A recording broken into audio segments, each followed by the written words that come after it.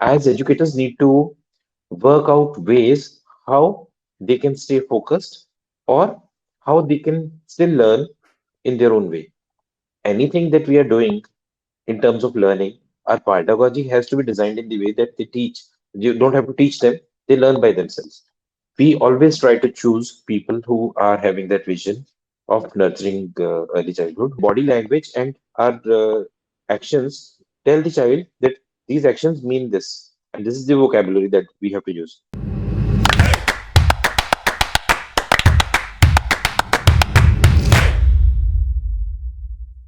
Hello and a very warm welcome to Great Principles. I'm your host, Seema Chhoriya. To create a world of happiness, not just for children but also for parents, where they witness their children enter the school premise with happiness and walk out amidst giggles and chuckle, is the kind of school I would want my child to go. With such values and high standards, my guest and mastermind behind Clay Preschools is an educator, a great visionary, and has been forging ahead in the Indian education sector. Talking with us today is none other than Mr. Shobhan Soi, CEO, Clay Preschools and Education Network, who is now a leading figure in academics, and his Clay Preschool is now fast spreading in other cities and states of our countries.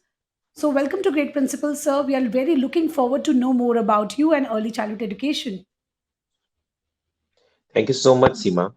It's a pleasure to be here on your platform of Great Principles, and great to know about what Great Principles is doing in terms of contribution towards uh, complete networking of educators, wherein each one is contributing to each other. So it is nice to be here and contributing my own views at your platform. Thank you so much, sir. And we are equally excited to know more about you. So, let us first begin by knowing a little more about you before we, dive into the topic of early childhood education. I think your Once Upon a Time has been like an ongoing narrative now with a legacy of 48 years into education. What I would like to know is that how do you continue with the same passion and dedication even today after being into this legacy? And why did you choose early childhood education as a segment to look into in terms of the entire education fraternity? So what a beautiful question it is, something very close to my heart. First of all, I would share that my father started the school journey in 1974. He built up his own first school in the name of St. Barbara Public School, and then I entered into the education industry in 2008. The last 14 years I've spent in early childhood education, and since it has been very close to my heart, I have been always somebody who preaches a lot of parenting skills and uh, great parenting. Honestly speaking, it is where I found that this is the foundation stage, and humans' capabilities can be built right at this age, not at the university level. We can only polish them and build some employability skills at the university level or the school level. But the base, 85% of the base is built at this time. So it is a great opportunity for contribution when it comes to education. Then, if I talk about the business, scalability is very easy in early childhood as compared to a K-12 school, and that was a great vision as well, so that we reach out to the whole of the country easily rather than just staying local. So that was a vision which helped us stay into early childhood, and we definitely are doing business with all kinds of segments. We are doing K-12, we are doing others, but the academic part, the core competency is early childhood. Great. So tell me one thing, sir. The parenting has changed drastically. Now parents are so much focused that this is what I want my child to instill, and all these things from the moment they conceive a child, they have all the preparations going on. And with the drastic change, with the advent of technology, global communities, so many researches happening on the neuro development. Tell me, how do you keep abreast with all the recent learning pedagogies necessary for effective early childhood education? So the first is we need to understand how the children are actually being. We need to know the age appropriate ways of learning, how they learn, who we need to be with them. The era is changing. The children are in completely a mobile world, and they are going to be in a different world when they grow up. So we have to be prepared to build those skills that they would need when they grow up. So honestly speaking, we don't have to do an effort for all this. We just have to be certain way with those children. And that is what Clay is always preaching. We are working with the parents, we are working with the teachers, we are very extensive on training the teachers, and we are very extensive on being in communication with the parents, making them learn new ways of parenting. We have a lot of visiting faculty on parenting who keeps doing a lot of sessions on parenting with the parents also. So it has not been a challenge ever with the children, wherein I do address a lot of school principals and a lot of teachers and parents community, wherein we listen to a lot of problems that they face when it comes, especially after COVID, they have faced a lot of parenting issues for the children who were born in COVID or children who had no social interaction at all. So social skills, other skills that were not being built in children at that time. So I could listen to a lot of problems there, but we never faced that. When it comes to Clay, when it comes to our parents, our teachers, it has been going very smooth. Wonderful. So your idea is, that understand the child and design your pedagogy accordingly. So that is how you keep abreast, because this is how the world is changing. What children of today needs has to be what we need, what we are teaching and preparing them for future along with it. Because their learning Hmm. methods are extremely different now. Their attention span Hmm. are so less that it's impossible to make them sit for 5 minutes also. They are so much hyper energetic. So I really loved your approach, that just understand what that child Seema, I would needs. like to add here. Children have been always like that, right? So they Hmm. were hyperactive. They were always not having an attention span. Especially if I talk about children who are less than 5 years of age. Even children beyond 5 years of age, if you talk about a 7-year-old, he does not have an attention span of more than 5 to 10 minutes. He would need a change of energy. We, as educators, need to work out ways how they can stay focused or how they can still learn in their own way. See, we talk about multiple intelligences. We talk about a lot of theories that are there in learning. If I ask you one question, uh, you, you have children, I have children. Did we ever teach them how to speak, or they started speaking the mother tongue by themselves? If they were taught, they might have started speaking French or English or some other language, but they started speaking mother tongue. They might be speaking Marathi with or Hindi in your state, and they're speaking Hindi or Punjabi in my state majorly. And if the mother is speaking a lot of English words, so the children are picking those English slangs and everything that the way the mother is talking. So that's the way mother tongue is built. Same ways, nobody teaches them how to walk, how to run. They do it at the right age, and every child does it at the same age. Maybe someone has delayed, so may get delayed by a few months, but they all, if they are capable, they all do it by themselves. So that's the law of nature. It's nothing that you have to teach them. Anything that we are doing in terms of learning, our pedagogy has to be designed in the way that they teach. You don't have to teach them, they learn by themselves. If they are learning by themselves and the brain is capable of learning by itself, this is nothing that we need to do. Absolutely. As teachers, there's nothing actually that we need to do. We just have to create the right environment.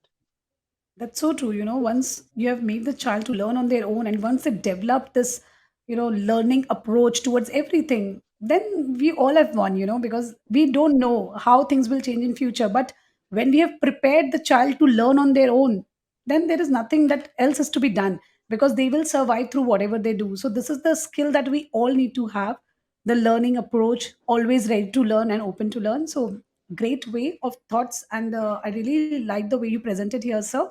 So, moving ahead to my next question, sir. You're a trailblazer in the gray world of education, with the kind of awards and recognition you have received is all the confirmation of the success that you have achieved with 20 branches already, and with a vision of 100 that I'm sure you are going to very soon. I would like to understand from you, how do you feel when someone approaches you for a franchisee, and how do you manage to keep the same standard in each and every franchisee? A challenge, a big challenge, yes. The first thing is that who are the people who are taking the franchisee, who are interested in taking the franchise is very, very important. What is their background? It's like you're giving the op right to shape the nation in the hands of somebody. Is that person capable enough? Because it is not only about ROI, it is not only about the profitability or just staying engaged or just using your property, right? Uh, the most important part is how you are carrying the brand, how you are carrying the quality of education, and what is your vision? That's the first thing. If the person does not have any vision, the franchisee may be done by anybody who is having a lot of money, will never work. We have had failures as well, and we have learned from them, wherein beautiful branches were made, but they did not run because there was no vision of the franchisee. So we always try to choose people who are having that vision of nurturing early childhood, who have that vision of having a school, having a preschool, having teachers who are quality givers. And if if that vision is there, then I think nobody can stop them from being successful.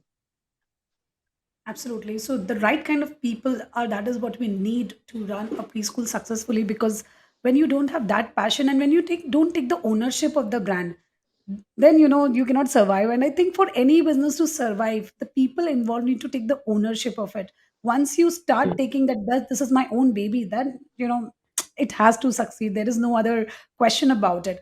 Any business you talk about, and very true, sir, finding these kind of people is a task, but I'm sure there are people all around, and I'm sure with the network we have, we will also be able to help you to find those kind of people. So moving ahead to my next question now. So there are so many preschools everywhere, everyone commits something or the other, and Hmm. you have an emphasis on discovery based learning. So how are the clay preschools discovery based learning approach different from other early childhood educational institute, and how this approach benefits our tiny tots? So again, something very close to my heart. The question you asked me is like, how is Clay Preschool approach of discovery-based learning different from other early childhood centers, what mostly they are doing? So one thing very clear is that uh, if you go to the market and you find out what resources are available, you normally find when it comes to teaching, you'll find a lot of books on stories, you'll find a lot of books on A, B, C, D, curriculum, all kinds of colors, shapes, key activities. You will find a lot of activities. Where do you find a curriculum which is skill building? You don't, right? How do you find? Because it was a challenge for almost 8 years. We could not find anything that we wanted, and we are not someone who would go on Google and search क्या activity करवानी है आज. Okay. Mostly early childhood centers that the challenge they face is they would tell their teachers to do some activity related to maybe if they have to do some A, B, C, D, and the best thing that they can do is they would tell their teachers, okay, whoever does the best activity will be rewarded, right? So they would go on Google and they would find out certain activity, they would do some craft work and such things. So this is commonly what is happening. But how do they make sure that the child is learning something? And what is the child learning? What is the outcome of the classroom activity that they have done? There's no way to evaluate that. There's no way of observing. At Clay, we follow the discovery-based learning approach. For example, uh, as I quoted the example earlier, that children learn by themselves. You don't have to make them learn. So if I go and if I draw that apple on the board, like our teachers used to do when we were children, uh, you remember that shape of an apple with a small stick coming out and that leaf. That is not the apple. You can always remember an apple by the experience of having an apple, maybe in your hand, maybe tasting that, maybe smelling that. Those natural senses, when they get triggered in your body, you'll always remember that. How about you're just showing an apple image in a book or somewhere, and when the child goes to the fruit shop and he or she says, Papa, ball, and Papa says, no, beta, this is an apple. And then the child remembers, okay, this is an apple. He had heard about the apple, but he did not know what is an apple. So we are way beyond the rote learning concept. We would never teach the children an apple. We would only give them an apple. They would play with the apple. Maybe they will bring an apple from home and they would play with the apple, and they would peel the apple in the class with the teacher. With the help of teacher, they would cut the apple, eat the apple. So it is a kind of a circle activity wherein all the children are sitting on the floor and teacher is doing that activity and they are exploring what is inside that ball. So she does not tell that this is an apple. And then she would keep doing it and she would keep interacting. Like you do not tell the child that I am a mom, he is the dad. ठीक है, बच्चे अपने आप ही सीख जाता है कि mom कौन है, डैड कौन है, ठीक है, दादा कौन है, दादी कौन है, एंड उनको क्या बुलाना है, उनके नेम्स क्या है. हाँ, I might tell my child that my name is Shobhan and her name is Medhavi, but it is normally not required to tell that the child has to call me dad or papa. We normally say, अच्छा पापा के पास आ जाओ, ठीक है, Yeah, come yeah, hug papa, go to dadu, ठीक है. So he's learning the vocabulary. Go to means go. By our body language, that movement, the child understands that I'm telling the child to go. So I will ask them, okay, throw the ball towards me, or give the ball to papa. So all that body language and our actions tell the child that these actions mean this, and this is the vocabulary that we have to use. So it's very simple. That's the way discovery-based learning approach works. That child discovers the language. So the child discovers not only the language, the child discovers everything that is being done by the child and what action is to be called what. right. ठीक है. So जब हम उनको वो ball सिखाते हैं, जब हम एप्पल सिखाते हैं, तो A for apple, B for ball, that vocabulary can be built easily in the classroom by just doing certain activities which are natural. We don't have to teach them, and we don't even say that this is A for apple and this is Right. A. So those sounds also, the phonics also, everything is done in a natural way in the classroom, in a way of behavior of the teacher. But the important thing is that everything is planned. So the teacher is trained how to not give the child easy learning, how the child has to discover, how the teacher has to stay from giving the answers and let the child discover. Now, there are 15 children in her classroom, and every child will be learning on their own. Every child will be learning at a different time, in a different space, and that is what multiple intelligence is doing. So, every child in the classroom will have their own multiple intelligence way of learning. Some are kinesthetic learners, some are visual learners, some are audio learners. So, सबके लिए class में कुछ ना कुछ चल रहा है उसी एक्टिविटी में. But all are learning from their peers, from each other. Mm. So that is the way we work, and that is what our pedagogy of play is all about. It takes time for our activities to reach, but by the end of the year, the children are very smart. No wonder. So you are actually just going with the natural human way of learning, and that is, we are all Yes. born inquisitive, but the Yeah. education is so compartmentalized that this curiosity dies somewhere, and we are nowhere exploring anything. So I love Hmm. the idea of learning the natural way. Discover and Yes. learn, ask question, because at times children ask so many questions when they are in their foundation stage, that we parents, we educators fail to answer them. But as they grow up, they stop asking questions, because everything is so structured. So now Yeah. it's the right time. The generation requirement is to come out of the structure and find their own ways, which is very Hmm. rightfully addressed at play preschools. With this thought, with this kind of approach, children naturally find all the ways, and they no more need a lot of feeding to them, because for that Google Guru is already present. All the information is there. They need to find Hmm. ways, they need to find things, they need to find, come out of the box and just find new ways of making and simplifies things. And this is what is rightly being built at the very early stage, and very beautiful vision. And with this kind of vision, I'm sure every preschools can create the better start, can give a better start to our young tots. So I'm sure, to all my dear viewers, you must have clearly understood the benefit of discovery based learning now. So, sir, the last question of the show to you, which might be a little pinching one, but I really Hmm. want to understand this one. So, sir, we all know that the preschool market is little unregulated one, not very regulated. And when you talk about fees, the fees is also these days rocket high in terms of preschooling. They are not, as Hmm. you know, when my child goes to the schools, the mainstream school, his fees is lower than what it is in the preschools. So, it is also looked and found upon as a commercial, unregulated segment. And especially when we talk, यार हम जब बच्चे थे तब तो ये कुछ fashion नहीं था, ये फैड है जो प्री स्कूल्स है. जरूरत ही क्या है? You and I never went to preschools, yet we are not that bad, right? So our family gave us a lot of learnings, but I would like to understand from you, what is the need for preschools, and how do, as parents, understand whether this meritorious school is actually worth what they are paying for. you know so is it Right. I'm sure it's not only business, it's creating better citizens, but how do you explain this to the world? Uh, Not at all pinching. First thing. So it is very clear. See, as parents, we are customers as well, and we have the right to choose what is best for our child. Sometimes we go by the fad. Sometimes we are choosing the school by the way it looks great in the market, by the way which is popular and will give lot of ego satisfaction to the mother to tell it to the peer friends that my child is going to particular school.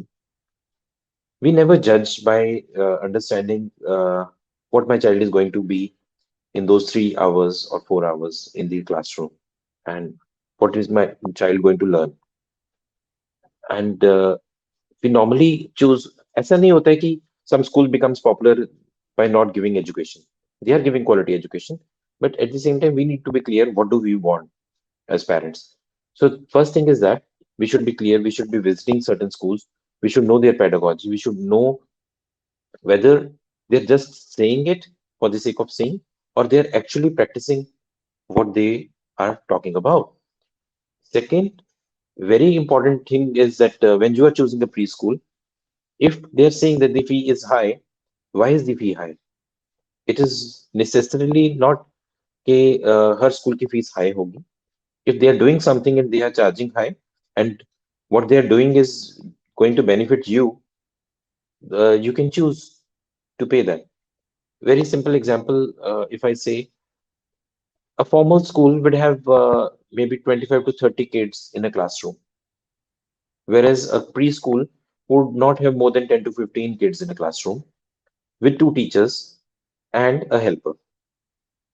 So the cost of managing those 15 kids in a preschool classroom versus a K-12 classroom is quite different.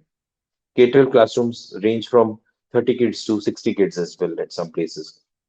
So it is very important to understand that uh, a preschool will always be priced higher because in terms of number of children that are there in the classroom and the number of children that are there in the school itself is quite less as compared to a K-12 school. So the cost is divided. At the same time, I would still wish that all preschool teachers should be paid more because only then we can afford to have a better quality of teachers. Rather, in our country and it is across the world as well, the preschool teachers are not being paid great. Nobody wants to become a preschool teacher today. That's the ill fate of this industry.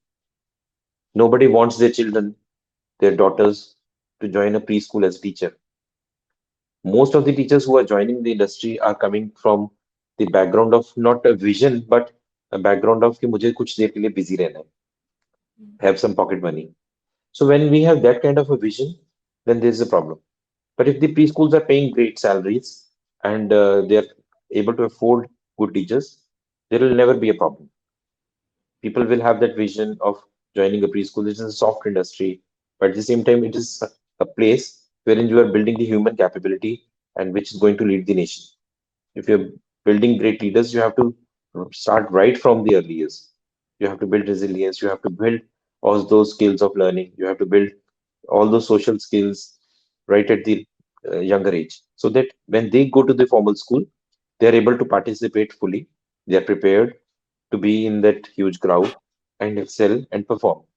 All those capabilities can be built by somebody who is equally skilled themselves, and those skills have to be built into smart people by trainings, by education, by our entity programs, early childhood training programs. by the government and by the societies. So that is what I think is the whole story of economics of preschools. If you're doing something great and there is a cost, the cost will definitely go high. If you're not doing something great and you have put a high cost on things which are in the Indian term, I would say shosha. Okay. Yeah, So don't spend on shoshas, don't spend on the like fads, spend on education. absolutely. Also, to my dear parents, I think our biggest asset is our own children.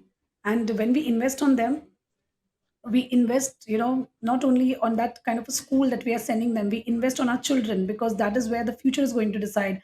And trust me, preschools, they're a feeder school which actually gives a great start to a child. I've seen that difference myself on my own children. When I used to drop my child to the mainstream school, I could find that the children, those who have not gone to preschool, they were all crying and howling and jumping, not ready to leave the parents. They still had that separation anxiety. So, you can't even imagine what all of preschool does to your child. It's not that just, you are uh, sharing your responsibility with them in a more regulated manner for 3 hours.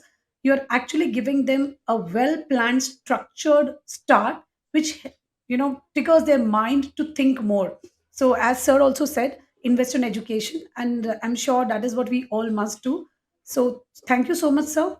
Hearing you, I understood one thing very clearly, that the future survival skills are effective communication, curiosity, and critical thinking. And you're clearly addressing all these in the way you have defined at Clay Preschools with the kind of vision which you have, the discovery based learning approach. These would clearly set the child aside and more better compared to his peers if he is given the right kind of start. So, thank you so much, sir, for joining us today and sharing your journey and ideologies with us. I'm sure it's going to benefit many of us. Thank you so much. Thank you so much, Seema ji.